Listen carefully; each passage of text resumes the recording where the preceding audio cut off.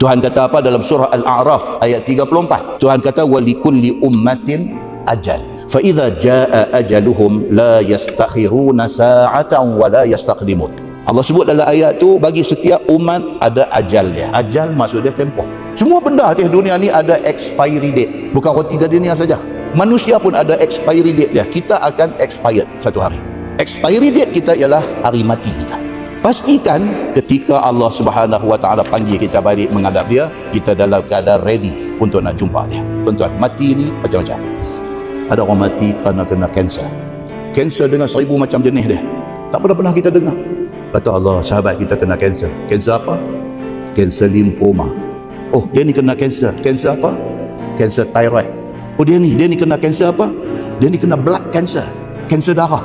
Leukemia. Ada orang mati kerana sakit yang macam-macam. Kena sakit jantung, mati. Heart disease dia panggil.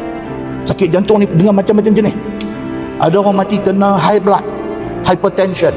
Dia elok-elok darah tembak naik, pum, kata putih orang sana, putih orang sini, jadi blood clot. Allahu Akbar.